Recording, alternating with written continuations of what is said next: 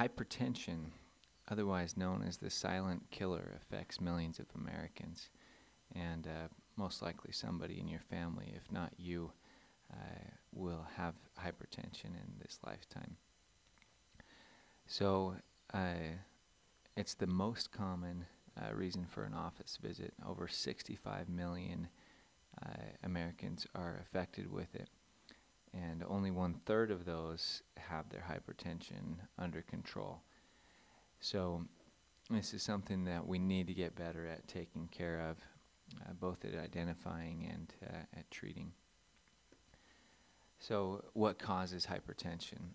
Well, 90 to 95% of all hypertension is known as essential hypertension, which basically means we don't understand the mechanisms of how it develops, but we do have some ideas about how to decrease risk factors and treat it. Secondary hypertension is anything that will cause us to increase our blood pressure. So renovascular and renal hypertension have to do with the function of the kidneys. For example, if you have a renal artery stenosis or any reason that we might not be getting as much blood to the kidneys, then the kidneys might end up conserving more water and increasing the overall fluid volume, as well as releasing angiotensin, which contracts blood vessels and contributes to hypertension. Endocrine disorders can cause hypertension by a number of different mechanisms. Adrenal causes, you can have increased production of mineralocorticoids or corticosteroids. Both can increase your blood pressure. Hyperthyroidism and pituitary dysfunction, like hyper-ACTH, can increase your blood pressure. Lots of medications and toxins can increase your blood pressure. Being pregnant, sleep disturbances such as sleep apnea can increase blood pressure, and any type of potassium deficiency. So again, these account for maybe 10 or maybe 5% of all hypertension, and there's some of the more treatable causes of hypertension.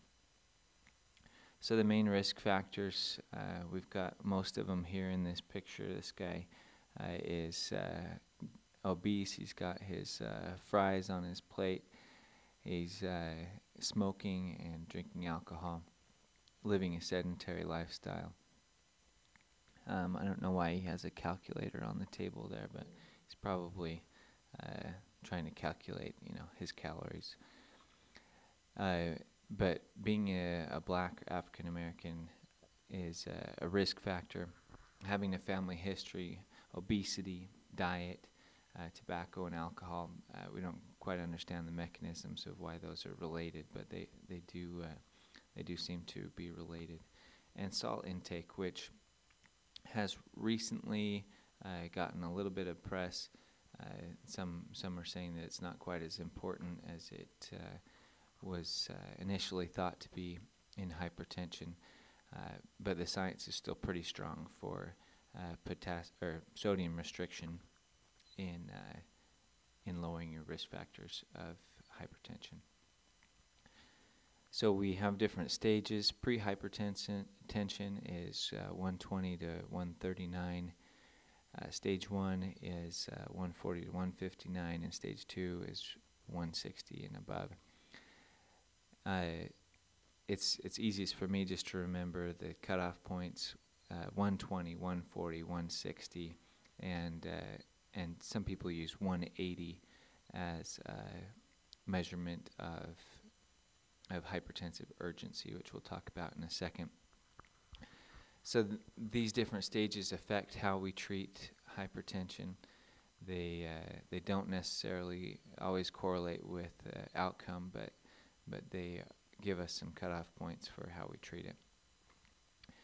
Hypertensive urgency, which I mentioned a moment ago, is basically just a designation for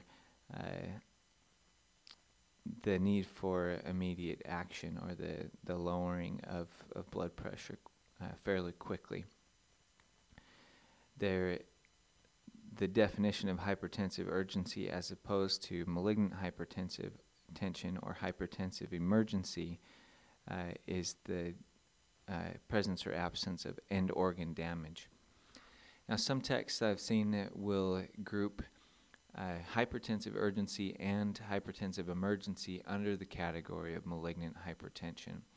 But up to date and the sources I trust the most separate malignant hypertension from hypertensive urgency and basically equate it with hypertensive emergency.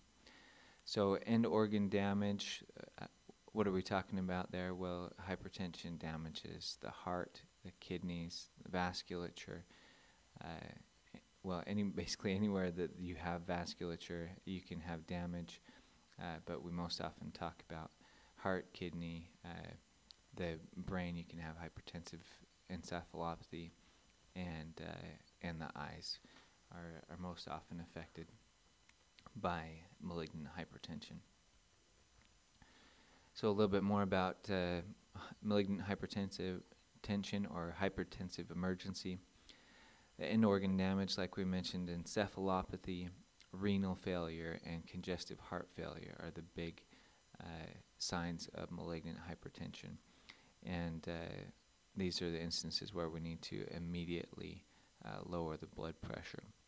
Not too fast, but right away. So in order to diagnose hypertension, we need to do screening. Most people just need to be screened every 2 years, or most people that don't have any pre-hypertension. Once you get into that 120 to 139 range, we want to start checking you every year if we're not already treating you. The way that it's measured officially is you have to have this over 3 to 6 visits. You have to have high blood pressure measurements over 3 to 6 visits. And that's because when you first go to a doctor's office, you're going to have a higher blood pressure. With the people over 65, you want to start monitoring for postural hypertension or postural difference in hypertension, because you can often get orthostatic hypotension in those over 65. And so ambulatory blood pressure monitoring is indicated when we have any reason to think that this might be a white coat hypertension. So if people mention that they're really nervous, or they say that, it's never this high when I go to the grocery store and check it, it's a good time to try out giving them an ambulatory blood pressure monitor, or having them pick one up at the store. And generally you want to check that with the blood pressures that you get in the office, but then have them take their blood pressure over a few weeks and compare it with the measurements you're getting in the office. You might also want to do this if we're having a hard time controlling the hypertension. If they're getting consistent high measurements in the office, and you are giving them adequate or appropriate therapy and they're not responding to it, or if we suspect some kind of secondary hypertension, maybe an adrenal cause like a pheochromocytoma, it'd be a good time to use ambulatory blood pressure monitoring. So how do we treat it? The first line therapy is with non-pharmacological or lifestyle change. So weight loss, exercise, and diet are all ways that we can decrease the risk factors of hypertension, as well as alcohol and tobacco cessation. Now, the literature has historically had not super impressive results with non-pharmacological therapy, but that could be due to a lot of reasons, that people aren't compliant, or that there's just not enough of difference in lifestyle. But this is still first line, so if we have somebody with mild hypertension, this is what we go to first. Although a lot of people will give medical hypertension along with lifestyle change on a first diagnosis of hypertension. The different medical therapies that we use for hypertension is anything that decreases blood pressure. So diuretics like thiazides and loops. There's obviously a couple more categories of diuretics that we use as well, like potassium-sparing diuretics. ACE inhibitors and ARBs are effective and often used therapy. Beta blockers, alpha blockers, calcium channel blockers. So a lot of these involve the decrease of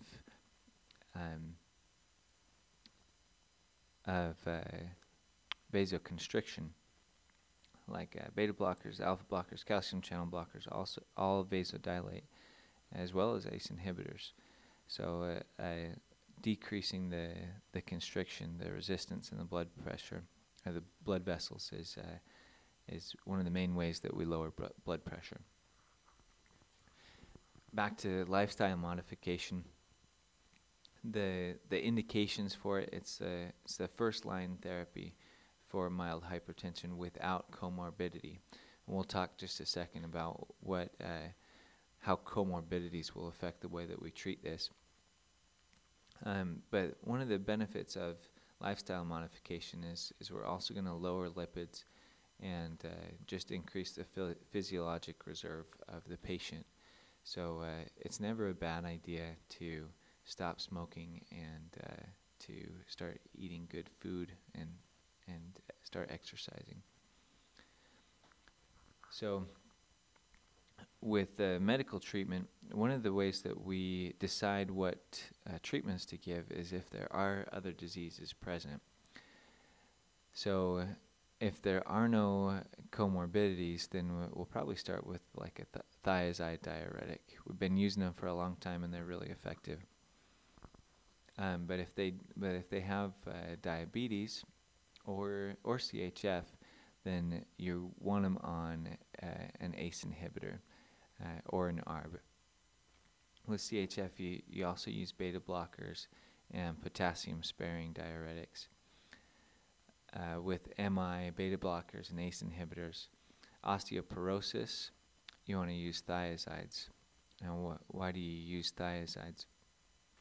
Well, we know that loops lose calcium and thiazides keep calcium. So you certainly wouldn't want to use a loop, so you would be depleting your calcium, but the thiazide can keep the calcium in. BPH, use an alpha blocker. Alpha blockers help to relax the smooth muscle and helps avoid urination problems. And in pregnancy, the main point in pregnancy is that you don't use ACE inhibitors. But methyl-dopa is a safe way to lower blood pressure in pregnancy, and they also use beta blockers like labetalol. So some drugs that you don't use beta blockers if you have COPD, diabetes, or hyperkalemia.